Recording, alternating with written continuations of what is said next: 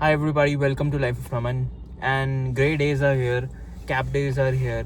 As you can see outside my window, भाई सुबह से ऐसा ही है, foggy and greyish weather.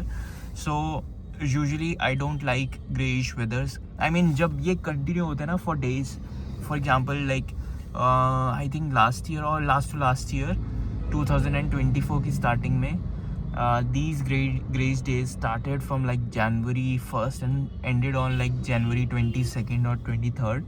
So 21, 22, 23 दिन there was no sun rays, there was no sunshine, कोई sun नहीं निकला था उन 20-22 दिन में.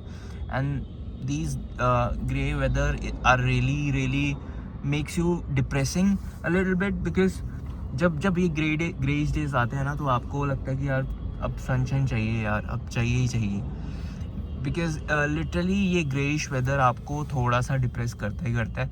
सो I don't really like this grey weather, but for a few days I don't mind because ठंड बढ़ जाती है तो एक पूरी प्रॉपर फीलिंग आती है ठंड की. सो आज का दिन है 31st ऑफ जनवरी. अभी टाइम हो रहा है एज यू कैन सी 5:06 हो रहे हैं. And I am on my highway, I am on my way back home because आज plan है to celebrate. I mean I don't go out on 31st of December ever. मतलब किसी भी I think 31st of December को मैं बाहर नहीं निकला हूँगा, maybe 1 or 2, पर usually नहीं निकलता हूँ क्योंकि 31st का डे ऐसा होता है, everyone wants to go out, everyone wants to celebrate somewhere or the other, और जिसकी वजह से you basically have a really bad experience celebrating it क्योंकि आधे से ज़्यादा टाइम आपका ट्रैफिक में निकल जाएगा, फिर आधे से ज़्यादा टाइम आप वेट करोगे किसी होटल पे या फिर कैफ़े पे जहाँ पे भी आप जा रहे हो. So it's best not to celebrate 31st outside your home. Best is to celebrate at home. You can bring food from outside and celebrate 31st at your home. तो मेरे friends जो हैं वो party, they like to celebrate it house party style. They don't want to go out on these kind of occasions. In this episode of Highway Headspace, which is the episode number 12, I wanted to talk about that New Year doesn't feel like that I'm starting over. मतलब new year के अंदर मैं enter कर रहा हूँ तो ऐसा feel नहीं हो रहा है कि I am pressing a reset button on my self that I do this thing from new year, from January. I am just going to continue the momentum that I have. I am going to continue working out. I am going to continue this series. This series started just before New Year, so I'm going to continue this series. I'm going to continue my work.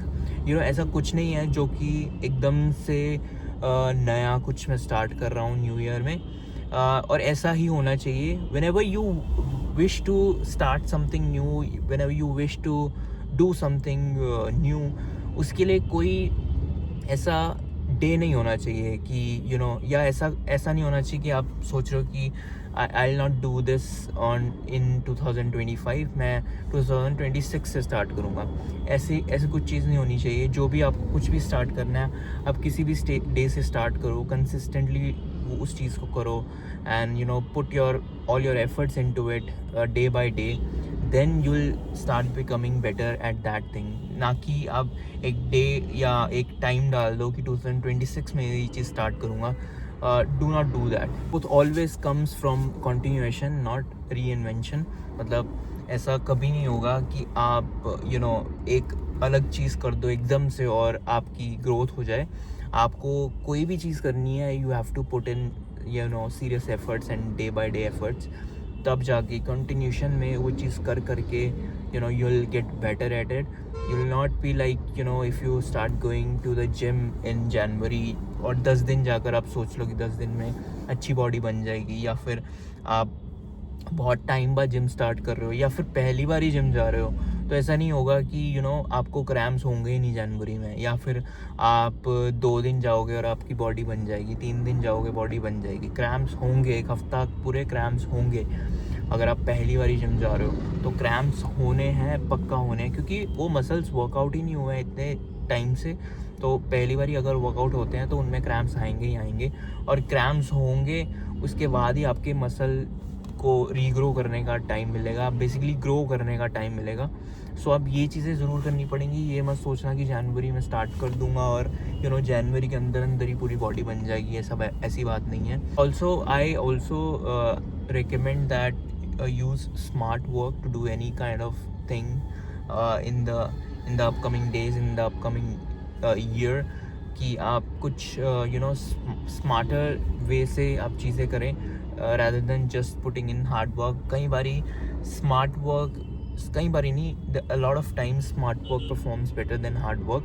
So you have to see for yourself what you are doing, then see if smartly वो काम करके आपका काम जल्दी बन सकता है as compared to putting in efforts day by day, daily.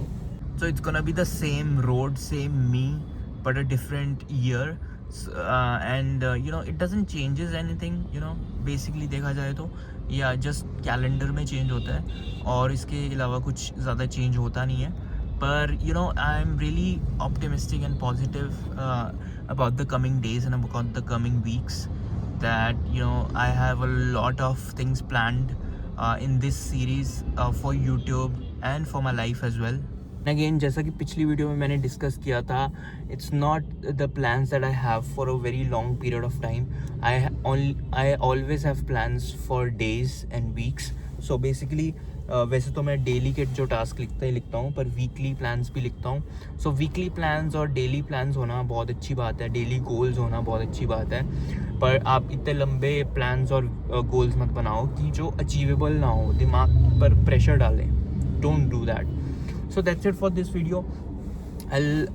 कल मैं वीडियो डालूंगा. सो बेसिकली ये वाली वीडियो तो फर्स्ट को ही आने वाली है. So you'll see this video in the new year. I am shooting in the previous year.